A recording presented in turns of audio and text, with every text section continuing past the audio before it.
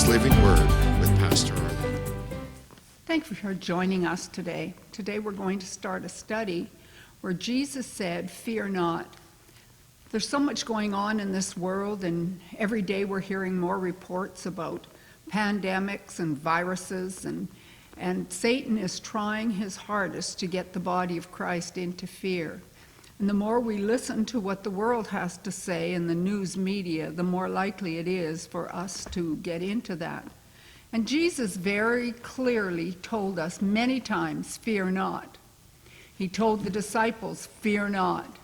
And one example of fearing not is in Mark chapter 5, verse 22.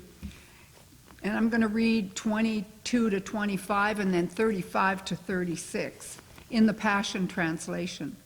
Just then a man saw that it was Jesus. So he pushed through the crowd and threw himself down at his feet. That's important to note, that he threw himself at Jesus' feet, meaning he was honoring Jesus as the Messiah. He was honoring Jesus as a teacher, as a man who had authority.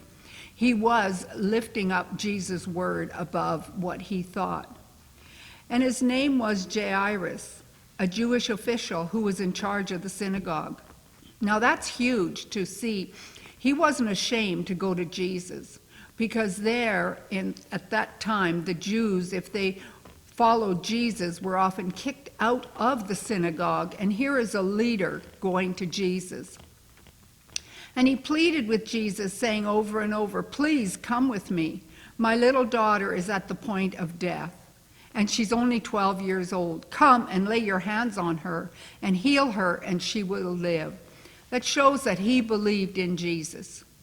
He believed in Jesus more than in the sickness and disease. And so Jesus went with him, and a huge crowd followed him, pressing in on him from all sides.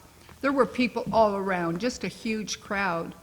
Now in the crowd that day was a woman who had suffered horribly from continual bleeding for 12 years. And here this woman came. She knew if she just touched the hem of his garment, she would be made whole. She risked her life, because if she had been caught, she would have been stoned, cast out. And she pressed in and knew by faith that she would be healed of that plague. She had faith which rose over and above the fear of what man could do to her. Jairus' faith rose above what the fear of man might do. Today I say to you, what is man saying to you? What is the news media saying to you? And what is Jesus saying to you? Rise up above the fear of man and what the news media is saying, and believe Jesus.